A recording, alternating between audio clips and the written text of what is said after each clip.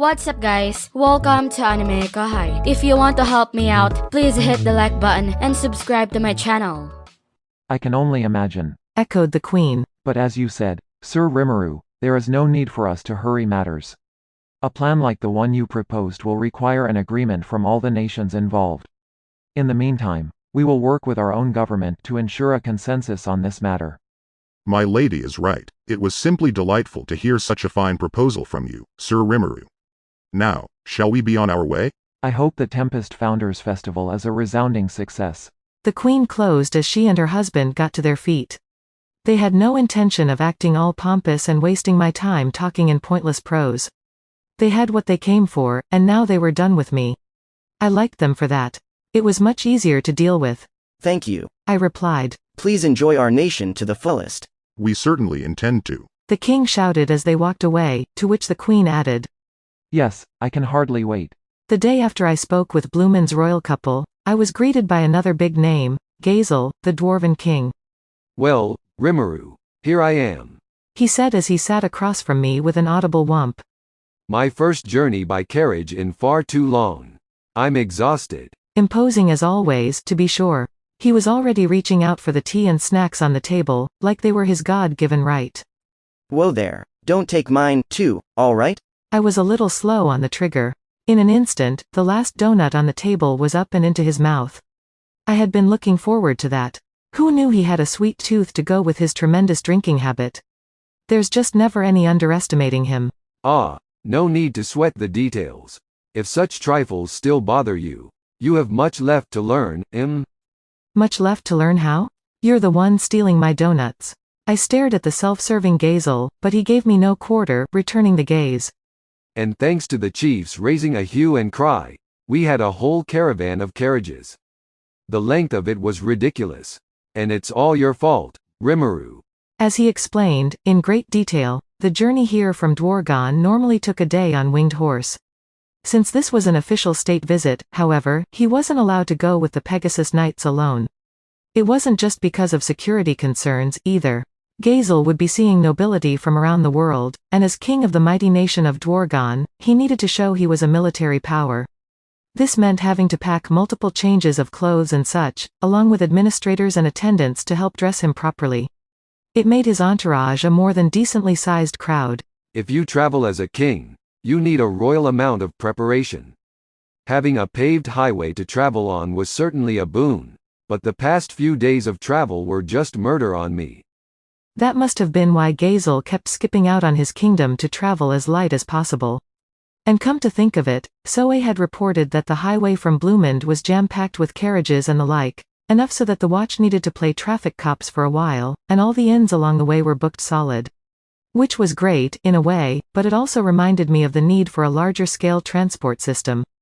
Cars in Japan these days, after all, break down very rarely, and if they do, you can call for roadside service and get it handled in no time flat. In this world, though, if you break a wagon axle or something, you're in trouble.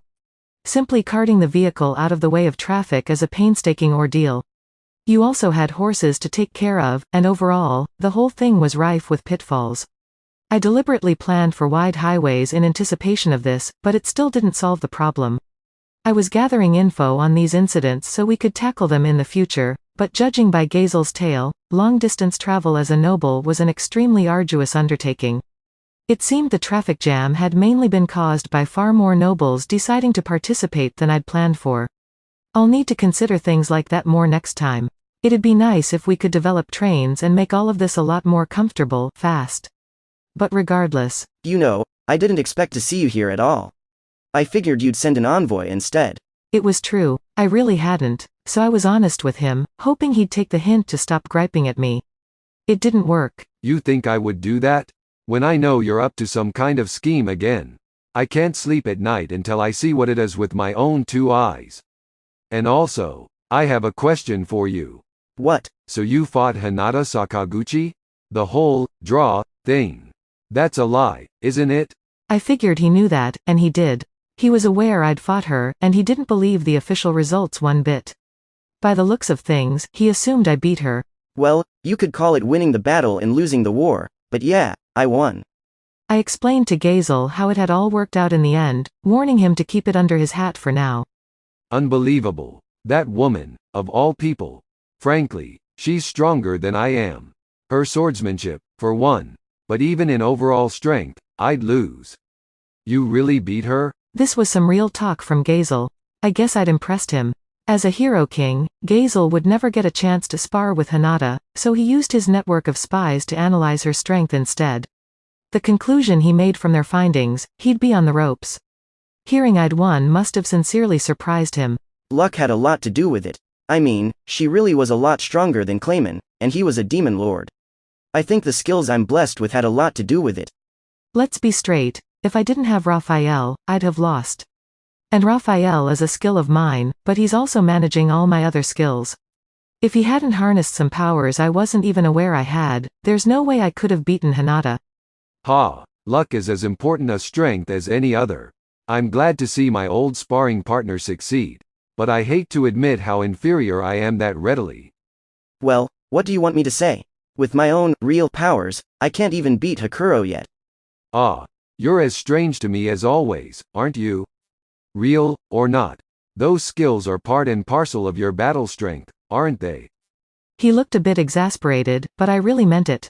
Without Raphael, I think my best match for a sparring partner would be Datta, actually. Not that I'd tell anyone. Well, whatever. So, he said, erasing his scowl and giving me a serious look. What are you up to this time? This was his way of switching to his main subject, apparently.